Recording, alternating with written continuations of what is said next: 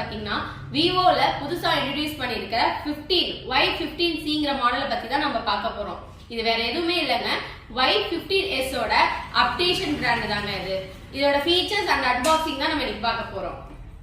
இது வந்து பாத்தீங்கன்னா 3GB 32 இன்டர்னல் மெமரி இதுல இருக்கு, 5000 பேட்டரி பேக்கேஜ் இதுல இருக்கு, சைடு ஃபிங்கர் பிரிண்ட் இருக்கு அண்ட் நம்மளுக்கு வந்து டுயல் கேமரா கொடுத்துருக்காங்க.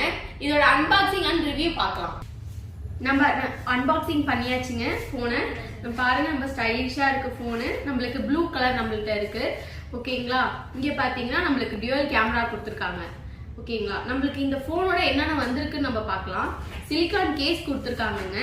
நெக்ஸ்ட் நம்மளுக்கான கேட்லாக், போனுக்கான கேட்லாக் கொடுத்துருக்காங்க.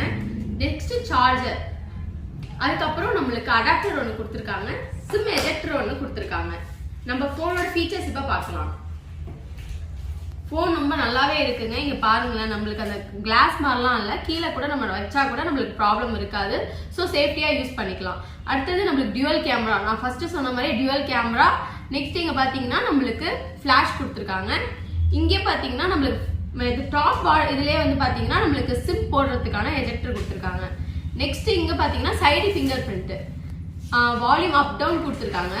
அப்படியே நம்ம பாத்தீங்கன்னா ஸ்பீக்கர் கொடுத்துருக்காங்க, ஹெட்செட்கான ஜாக் கொடுத்துருக்காங்க, மைக் கொடுத்துருக்காங்க, அதுக்கப்புறம் நம்ம சார்ஜர் போடுறதுக்கான போர்ட் கொடுத்துருக்காங்க.